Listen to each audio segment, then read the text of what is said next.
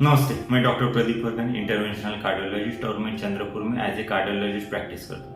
आज हम बात कर रहे हैं चिलेशन थेरेपी के बारे में। तो चिलेशन थेरेपी क्या है? तो ये one of the treatment option है जो एंजियोप्लास्टी के बदले कुछ लोग करते हैं। तो उसमें क्या होता है कि हेवी मेटल का कुछ केमिकल के साथ में मिला के इंजेक्शन दिया जाता है और उसके बाद में क्लेम किया जाता है कि जो एंजियोग्राफी में जो ब्लॉकेज दिए है वो ब्लॉकेज ये चिलेशन थेरेपी के कारण में कम हुए। तो इसके लिए कोई साइंटिफिक स्टडी अवेलेबल है क्या? तो नहीं, इसके लिए कोई साइंटिफिक स्टडी अवेलेबल नहीं है। जब एंजियोप्लास्टी की तकनीक नहीं थी तब बिफोर एंजियोप्लास्टी कुछ स्टडीज अवेलेबल है, लेकिन उसमें भी सेटिस्फैक्टरी रिजल्ट आए नहीं है।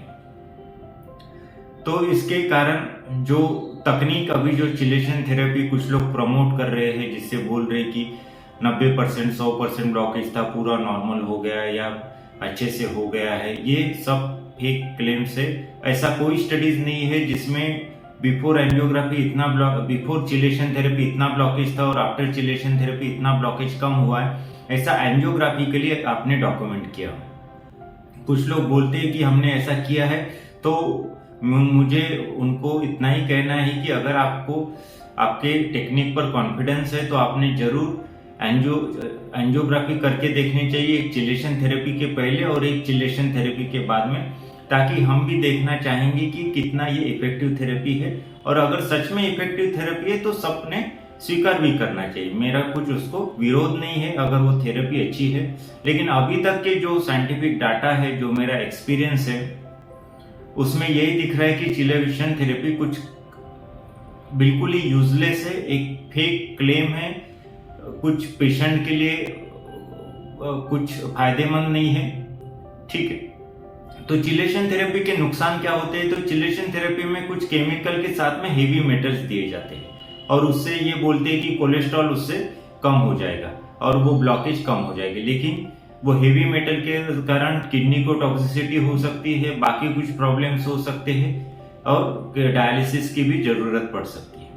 साथ में जो केमिकल्स देते हैं उसका भी content most of the time पे कुछ लिखा हुआ नहीं होता है, सिर्फ लिखा हुआ आता है कि चिलेशन थेरेपी डन, उसमें क्या केमिकल्स यूज किए, कुछ यूज किए, उसका कोई भी डॉक्यूमेंटेशन नहीं होता है। तो मुझे लगता है कि आपने अगर आप कहीं पे चिलेशन थेरेपी के लिए जाते हो तो आप डॉक्टर को बोलो कि आप कौन सा केमिकल यूज कर रहे हो, कौन सा ड्रग उसमें दे रहे हो, कौन सा हेवी मेटल है, सब आपको जानकारी उन्होंने देनी चाहिए। क्योंकि एज ए पेशेंट आपका ये हक है कि आपके साथ में क्या हो रहा है, क्योंकि अगर आपको कुछ होता है तो आपको पता चाहिए कि आपके साथ में क्या हुआ था। तो ये बात होगी चिलेशन थेरेपी के बारे में। वो बोल रहे हैं कि उनका मैकेनिज्म ऑफ एक्शन वो ऐसा बोल रहे हैं जिसके कारण कि ये आयनिक चार्ज को अट्रैक्ट करके वो कोलेस्ट्रॉल को कम करता है। तो कोलेस्ट्रॉल में ऐसा कोई आयनिक चार्जेस के कारण ये कुछ ऐसा इफेक्ट होता नहीं है, पहली बात तो इसके कारण ये जो उनका मैकेनिज्म ऑफ एक्शन वो क्लेम कर रहे हैं, ये सरासर गलत है। आजकल ऐसी बहुत सारी थेरेपी आ रही है, चिलेशन थेरेपी हो गई है, ईईसी थेरेपी हो गई है, काफी सारी थेरेपीज आ रही है जो पेशेंट को गुमराह करती है। कुछ पेशेंट्स को कुछ भी रोग लक्षण नहीं होते हैं। हार्ट अटैक में ऐसे जरूरी नहीं है कि 100 पेशेंट को हार्ट अटैक आए तो 100 लोगों को ही रोग लक्षण होंगे।